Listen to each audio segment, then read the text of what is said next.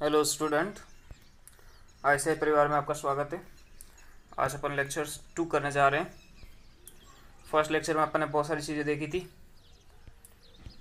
कि समुच्चय क्या होता है, डेफिनेशन क्या होती है समुच्चय की, और ये चीज़ें देखने के बाद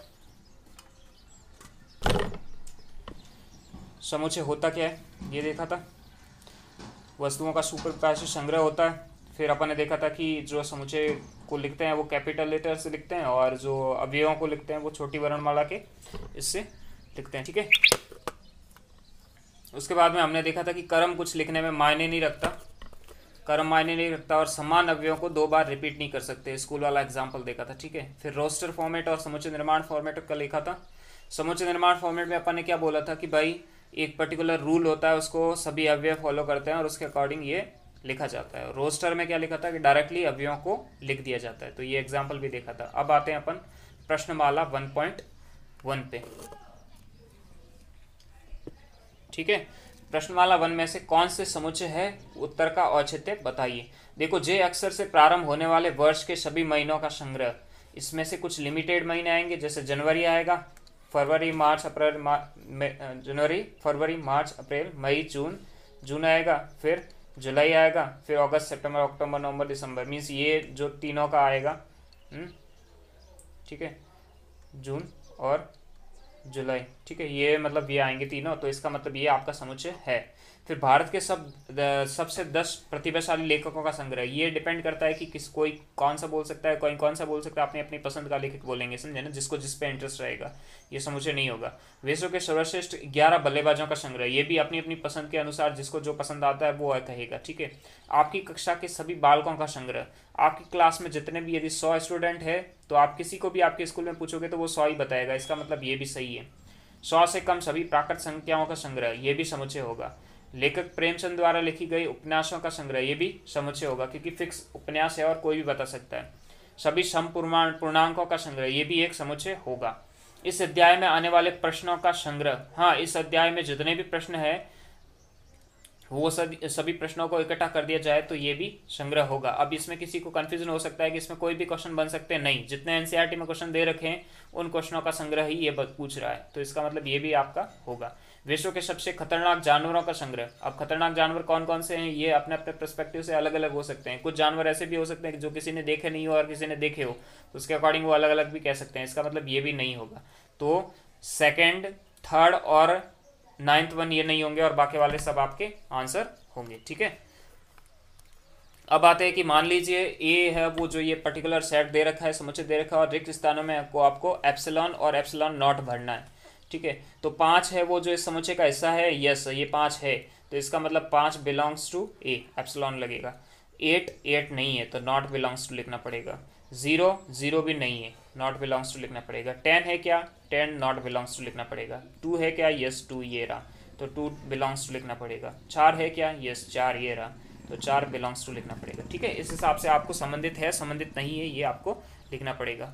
अभी यह दूसरा क्वेश्चन है कि रोस्टर, इसको रोस्टर रूप, निम्न समुच्चय को रोस्टर रूप में लिखिए। ठीक है। ये सेट बिल्डर दे रखा है। तो क्वेश्चन नंबर 1 है कि x एक पूर्णांक है, x बिलोंग्स टू z है, और -3 से x की वैल्यू है वो आपकी 7 है। 3 7 में नहीं है, 7 भी 7 में नहीं है, तो कौन कौन से होंगे, -2 होगा, -1 होगा, 0 होगा, 1 होगा, 2 होगा, 3 होगा, 4 होगा, 5 होगा और 6 होगा। ठीक है। और इन सबको आप ये इसमें टेबुलर फॉर्मेट में डाल देंगे, कॉमा से सेपरेट करके, तो ये सेट होगा वो ए मिल जाएगा। ठीक है। क्वेश्चन नंबर 2 देखो, x संख्या 6 से कम एक प्राकृत संख्या है। प्राकृत संख्या कहाँ से शुरू होती है, प्राकृत संख्या नेचुरल नंबर 1 2 3 4 और 5 यहाँ तक जाती है। 6 से कम है मतलब ये हो गया, ये आपका बी सेट हो गया। ठीक है। क्वेश्चन नंबर सी क्या है, x 2 अंकों की ऐसी प्राकृत संख्या है जिसके अंकों का योगफल 8 है। अच्छा, अब ये x है वो 2 अंकों की ऐसी संख्या है जिसके अंकों का योगफल 8 है। अब कौन कौन सी होगी ये संख्याएं आपको देखना पड़ेगा, प्राकृत संख्याएं। तो ऑब्वियस है कि 2 अंकों की संख्या है, तो 2 अंकों की संख्या कहाँ से शुरू होती है, 11 से संख्याएं शुरू होती है और कहाँ तक जाती है, 99 तक जाती है प्राकृत संख्याएं। ठीक है। 11 से शुरू होती है और 99 तक जाती है। योग 8 है, मतलब 11 से शुरू होते हैं तो 12 13 ऐसे आप देखेंगे, तो इस बेस मतलब इससे ये सेट निकालना काफ़ी डिफिकल्ट हो जाता है। तो आप ऐसे लिख सकते हैं x और y कोई संख्या है, 2 पद है, ऐसे समझे ना। जिसमें क्या दे रखा है कि x plus y is equal to कितना दे रखा है, 8 दे रखा है, पहला क्वेश्चन है ना। डिजिट का सम है वो 8 है और 2 अंकों की संख्या है, ठीक है, ये दे रखा। और अपने को पता है कि और एडिशन कितना भी हो सकता है, तो x की वैल्यू यहाँ पे क्या क्या हो सकती है आप देख सकते हैं। यहाँ पे x 1 हो सकता है, 2 हो सकता है, 3 हो सकता है, 4 हो सकता है, 5 हो सकता है, 6 हो सकता है और 7 हो सकता है और 8 हो सकता है, ठीक है। और इसके साथ में कॉम्बिनेशन में अलग यहाँ पे देखेंगे 1 2 3 4 5 6 7 8 हो सकता है। और इसके साथ में यहाँ पे देखो 8 लाने के लिए कितना करना पड़ेगा, 7 करना पड़ेगा, 2 के लिए साथ में 6 करना पड़ेगा, यहाँ पे 5 करना पड़ेगा, यहाँ पे कितना करना पड़ेगा, देखो 4 के साथ 4 करना पड़ेगा, है ना, 4 के साथ 4 करना पड़ेगा, फिर यहाँ 3, फिर 2, फिर 1 और यहाँ पे 0। तो ये भी जितनी भी संख्याएं 1 2 3 4 5 6 7 8 8 संख्याओं का जो समूह से बनेगा यहाँ पे 17 26 35 44 53 62 71 और 80, ये आपकी संख्याएं होगी, वो जो समुच्चय सी दे रखा है वो आपका आंसर होगा, ठीक है। डी है, क्वेश्चन नंबर डी दे रखा है, देखो क्या है कि x एक अभाज्य संख्या है जो 60 की भाजक है। x एक अभाज्य संख्या है जो 60 की भाजक है। पहले तो अपने को 60 के भाजक निकालने पड़ेंगे। 60 देखो क्वेश्चन नंबर डी, 60 क्या होता है, ये लो 60 के भाजक कौन कौन से होंगे पहले अपने को निकालना पड़ेगा, फिर अपने को देखना है कि एक अभाज्य संख्या है ये भी देखना पड़ेगा, ठीक है। ओके, तो मैं लेता हूँ यहाँ पे 60, 2 से करते हैं 30 जाएगा, 2 से करते हैं कितना आएगा 15 आएगा, फिर 2 से करते हैं कितना आता है 5 आता है, नहीं है सॉरी 3 का जाएगा 5 आता है, फिर 5 1 आता है, 5 3 ज़ा 15, 15 2 ज़ा 30, 30 2 ज़ा 60। अब है ना अभाज्य संख्या है, बोल रहे हैं कि अभाज्य संख्या है, तो इसके अभाज्य संख्याओं में तो देखो 3 है और 5 है, 2 ही ऐसे हैं जो इसके प्राइम फैक्टर है, अभाज्य फैक्टर है ना।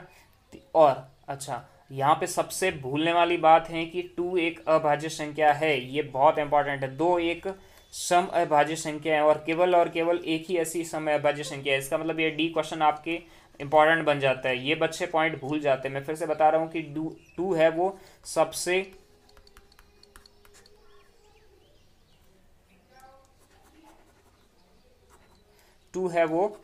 एक अभाज्य संख्या है, ठीक है, और केवल एक सिंगल सम अभाज्य संख्या है, बाकी अभाज्य संख्याएं कोई सम नहीं होती, ठीक है। तो इनका सेट कौन सा बन जाएगा, सेट यहाँ पे बनेगा, मतलब जो समुच्चय बनेगा 2 3 और 5 तीनों बनेगा, समझे ना। बाकी इनके फैक्टर्स से जो बनने वाले जैसे 4 होगा या 6 होगा या जो भी फैक्टर्स बनेंगे 60 के, ठीक है, वो सब क्या होंगे, भाज्य होंगे, क्योंकि उसमें किसी ना किसी का भाग जाएगा। तो ये क्वेश्चन नंबर डी इंपॉर्टेंट था यहाँ पे, ठीक है, मेरे ख्याल से आपको समझ में आया होगा। ई है कि ट्रिग्नोमेट्री के सभी अक्षरों का समुच्चय, तो ये आपको ये रिपीटेशन नहीं करना है, ओ को एक बार ही लिखना है, फिर यहाँ पे टी को भी एक बार ही लिखना है, आर को भी एक बार ही लिखना है, ऐसे मतलब इन शब्दों को आप एक बार लिखेंगे तो ट्रिग्नोमेट्री आप लिख पाएंगे, ठीक है। ये क्वेश्चन मैं नहीं करवा रहा हूँ, आप खुद कर लेंगे। उसके बाद में क्वेश्चन नंबर एफ है, इस बेटर शब्द के शब्दों का समुच्चय बताओ। ये भी सेम आपको वैसे ही करना है, बी लिख देना है, ई लिख देना है, टी लिख देना है और आर लिख देना है और कॉमा से सेपरेट कर देना है और ये लिख लेना है, ठीक है ना। ये हो गया, रिपीटेशन नहीं करना, मेन बात यही हो गई, ठीक है। अच्छा, ये क्वेश्चन नंबर 3 था। क्वेश्चन नंबर 4 पे आते हैं। क्वेश्चन नंबर 4 पे क्या बोलते हैं, निम्नलिखित समुच्चयों को समुच्चय निर्माण रूप में लिखिए।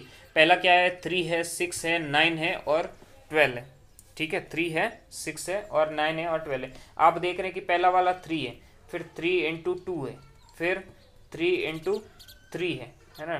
देखो 9 है मतलब 3 इंटू 3 है, 12 है मतलब 3 इंटू 4 है ना। तो आप ऐसे, और यहाँ पे कुछ नहीं है मतलब 3 इंटू 1 लिख सकते हैं, मतलब आप इनको 3 इंटू एन के फॉर्मेट में लिख सकते हैं, जहाँ पे एन की वैल्यू कहाँ से 1 से जाके कितने तक जा रही है, 4 तक जा रही है। तो आप लिख सकते हैं कि x such that x is equal to 3n and n कहाँ से कहाँ तक है, 1 to 4 है, ठीक है, n है वो 1 to 4 है। इस हिसाब से आप सेट ये लिख सकते हैं। ये क्वेश्चन नंबर 1 का हो गया, ठीक है, कर पाएंगे पक्का, ठीक है। इस टाइप से आपको लिखना है, समझे ना।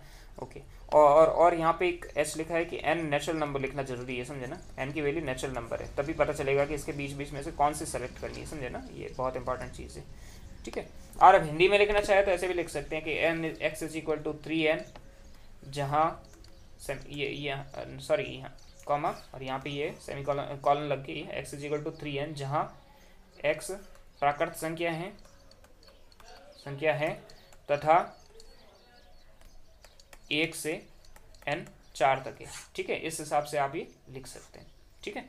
ओके, क्वेश्चन नंबर 2 देखिएगा, क्या दे रखा है, 2 दे रखा है, फिर क्या दे रखा है, 4 दे रखा है, फिर क्या देख रखा है, 8 दे रखा है, फिर क्या है, 16 है, फिर क्या है, 32 है। पैटर्न जानना जरूरी है। ये क्या है, 2 है, ये क्या है, 2 का स्क्वायर है, ये क्या है, 2 का क्यूब है, ये है 2 का 4 है, ये 2 का कितना है, 5 है, समझे ना। तो आप इसको 2n बना सकते हैं, और वहाँ पे n की वैल्यू क्या लिख रहे हैं, 1 2 3 4 5, मतलब n belongs to natural number लिख देंगे, और n नेचुरल नंबर होगा, और n कहाँ से कहाँ छोटा है, 5 से छोटा है ना, 5 से छोटा है। ये चीज़ आपको आनी चाहिए। ये पैटर्न पता होने के तुरंत बाद ही आप इसमें लिख पाएंगे कि क्वेश्चंस को, सेकेंड नंबर क्वेश्चंस को आप लिख पाएंगे। Just a minute, second number question का आप लिख सकते हैं कि x such that x is equal to 2n, n belongs to natural number, और n है वो जो आपका 5 से छोटा है, क्योंकि नेचुरल नंबर 1 से तो बड़े ही होते हैं, तो 1 से करने की आपको ऐसे लिखने की जरूरत नहीं है, ठीक है ना। और यदि लिखना चाहो तो 1 से बड़ा और n ऐसे भी लिख सकते हो, समझे ना, क्योंकि नेचुरल नंबर ऑलरेडी 1 से ही शुरू होते हैं, ठीक है, ठीक है। तो ये आपकी डेफिनेशन हो जाएगी, और इस पर ब्रैकेट लगाया तो ये समझ बन जाएगा, ठीक है। मैं फिर से बता रहा हूँ, मैं यहाँ पे बहुत ज़्यादा डीप में नहीं ले रहा हूँ, जिससे आपको खुद को भी समझे और लिखने का तरीका भी आए आपको। क्वेश्चन नंबर 5 में देखो, ये क्वेश्चन मैं नहीं करवाने वाला हूँ, इसमें जस्ट आपको हिंट दे रहा हूँ। क्या है ये, 5 का 1 है, 5 का 2 है, 5 का 3 है ना, 125 क्या है, मतलब 5 का 3 है, 5 3, 5 क्यूब एंड 5 4, ठीक है, यही लिखा है। तो फिर से वही आपको यूज करना है कि 5n लिख देना है, x इज इक्वल टू, और फिर n belongs to natural number लिख देना है, और फिर लिख देना है कि n है वो आपका कहाँ से शुरू होगा, है ना, n कहाँ से शुरू होगा, 1 से शुरू होगा और 4 तक जाएगा, और इक्वलिटी लिखनी यहाँ पे जरूरी है, ये इसका हो जाएगा, ठीक है। क्वेश्चन नंबर इसमें देखो 2 4 6, 2 4 6, ये क्वेश्चन मैं दोनों करवा लेता हूँ नीचे, ठीक है। क्वेश्चन दे रखा है 2 4 एंड 6, है ना, और फिर डॉट डॉट डॉट दे रखा है। ये क्या है, 2 है, फिर क्या है, 2 इंटू 2 है ना, ये 1 इंटू 2 है, ये क्या है, 3 इंटू 2 है, समझे ना। ऐसे ही 4 इंटू 2 5 इंटू 2, मतलब इनको आप 2 इंटू एन लिख सकते हो, समझ रहे हैं मेरी बात, 2 इंटू एन लिख सकते हो, समझे ना। और तो ऐसे लिख सकते हो कि x is equal to 2 x such that x is equal to 2n, n belongs to natural number, ठीक है, n belongs to natural number मतलब 1 से शुरू होगा, तो भी ये आपकी डेफिनेशन n नेचुरल नंबर मतलब 1 रखने पर 2 आएगा, 2 रखने पर 4 आएगा। और तुम ऐसे डायरेक्टली ऐसे भी लिख सकते हो कि x सच दैट x एक सम प्राकृत संख्या है, ठीक है, और ये ब्रैकेट लगा दिया, तब भी ये डेफिनेशन भी सही है और ये डेफिनेशन भी सही है, दोनों डेफिनेशन इसकी सही है, आप कर सकते हैं, ठीक है, समझ रहे हैं मेरी बात। क्वेश्चन नंबर है 5, 1 4 9 एंड टिल 100 दे रखा है, ये समझने की बात है आपको, ठीक है। क्या दे रखा है, 1 4 9 एंड टिल 100 दे रखा है। देखो ये 1 का स्क्वायर है, ये 2 का स्क्वायर है, ये 3 का स्क्वायर है, और 100 किसका स्क्वायर है, 10 का स्क्वायर है। तो आप ऐसे एन स्क्वायर लिख सकते हो, x is equal to n square, x such that x is equal to n square, और फिर लिखना है एन नेचुरल नंबर से बिलोंग करता है, क्योंकि 1 2 3 4 डालना पड़ेगा, समझे ना। और लेकिन एन की वैल्यू कहाँ तक जा रही है, कॉमा लगा के, एन है वो तुम्हारा 1 से कहाँ तक जा रहा है, 10 तक, ठीक है। इस हिसाब से आपको करना पड़ेगा, ये हमेशा मंजिला कोष्टक ही लगाना है, ठीक है, समझ रहे हैं मेरी बात, पक्का, ओके वेरी गुड। सो ये क्वेश्चन था, बहुत इजी क्वेश्चंस थे। अभी इसमें अपने को ये दे रखा है कि इसके अवयवों को, सदस्यों को सूचीबद्ध कीजिए। सदस्यों को सूचीबद्ध कीजिए मतलब यही होता है कि आपको रोस्टर फॉर्मेट में लिखना है। x एक विषम प्राकृत संख्या है, तो क्या हो जाएगा, 1 हो जाएगा, है ना, प्राकृत संख्या, फिर 3 हो जाएगा। प्राकृत संख्या में विषम कौन कौन सी होती है, 5 होती है, डॉट डॉट डॉट, ठीक है, तो पहले का आंसर हो जाएगा, समझ रहे ना मेरी बात। ओके, क्वेश्चन नंबर 2 में क्या है कि एक पूर्णांक है और -1/2 से 9/2, देखो -1/2, ये यहाँ पे -1 होता है और यहाँ कहीं -1/2 रहेगा और यहाँ पे 0 रहेगा, और 9/2 मतलब कितना होता है, 9/2 मतलब 4.5 है ना। तो इसके बीच में 4 भी रहेगा, 3 भी रहेगा, 2 भी रहेगा और 1 भी रहेगा। तो पूर्णांक कौन कौन से आ रहे हैं, यहाँ से यहाँ तक के बीच में 0 1 2 3 4 तक पूर्णांक आ रहे हैं, ठीक है। तो आंसर बी का क्या हो जाएगा, 0 1 2 3 4, ठीक है, समझ रहे हैं, और ब्रैकेट करली ब्रैकेट यूज करना। एक्स एक पूर्णांक है, x square is less than 4। अच्छा, ये देखना जरूरी है, ये क्वेश्चन अच्छा है। हमेशा एक्स स्क्वायर लेस देन 4 हो तो इस इनइक्वलिटीज को सॉल्व करते वक्त x square minus 4 less than equal to 0 ऐसे करते हैं, ठीक है। फिर एक्स माइनस 2 और x plus 2 less than equal to 0 करते हैं। ये इनइक्वलिटीज में बताऊंगा कि कैसे सॉल्व होती हैं, ठीक है। आपको नहीं समझ में आए तो अभी इसको रट लेना, ठीक है। फिर क्या करते हैं, -2 लिखते हैं, यहाँ पे 2 लिखते हैं, ठीक है।